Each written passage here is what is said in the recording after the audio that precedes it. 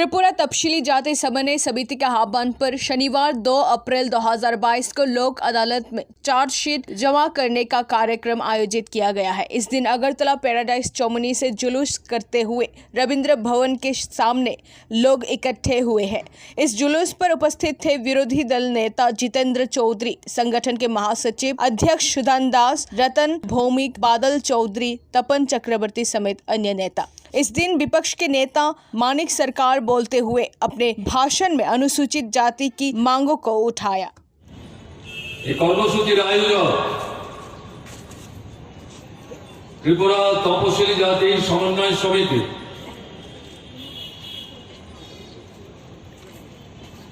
অনেকের ভাবনার মধ্যে হয়তো এটা থেকে থাকতেও পারে বা ছিল তপশিলীদের কিছু সমস্যা নিয়ে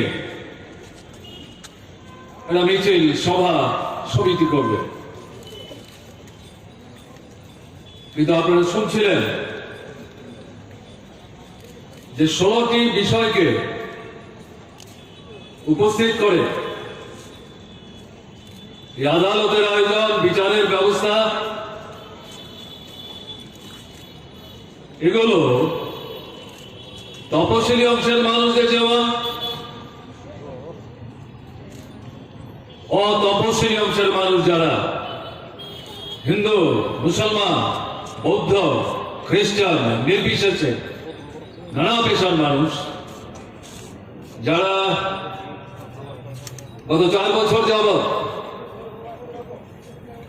আক্রান্ত হয়ে চলেছেন, তাদের সকলের প্রতিনিধি হিসেবে তপশিলি জাতি সমন্বয় সমিতি এই বিষয়গুলো এই আদালতের সামনে পেশ করেছে। বিশেষ করে তার যারা নেতৃত্ব, তাদেরকে আমি অভিনন্দন জানাচ্ছি। আমি বিস্তৃত আলোচনায় যাব না। বিশেষ করে তপশিলি অংশের মানুষের মধ্যে মৎস্যজীবী অংশের মানুষ, চর্মশিল্পের সাথে যারা প্রত্যক্ষ পরোক্ষভাবে যুক্ত সেই অংশের মানুষ, লন্ড্রি শিল্প,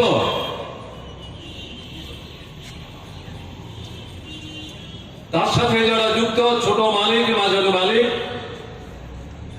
এবং শ্রমিক কর্মচারী, যাদেরকে আমরা সভা সুন্দর করি, এবং পরিচ্ছন্নতা বজায় রাখার জন্য সরকারি, বেসরকারি, সাধারণ সমাজ জীবনে যারা কাজ করেন, এরা মূলত সংগঠিত হরিজন উন্নয়ন সমিতির মাধ্যমে। এদেরকে নিয়ে ত্রিপুরা তপশিলি জাতি সমন্বয় সমিতি গঠিত, কাজ করে। এই পেশার সাথে যারা যুক্ত, তপশিলি অংশের মানুষের বড় অংশ, তারা কেমন আছে? দুর্বিষহ, যন্ত্রণাকর পরিস্থিতির মধ্য দিয়ে একটার পর একটা দিন রাত তাদের অতিক্রম করতে হচ্ছে। এরকম তো ছিল না বামফ্রন্ট সরকার যখন ত্রিপুরায় ছিল। কি করেছে, কি করতে পারেনি, আমি সেগুলি যাচ্ছি না। আপনারা জানেন, মায়ের কাছে মামার বাড়ির গল্প বলার তো কোনো প্রয়োজন নেই।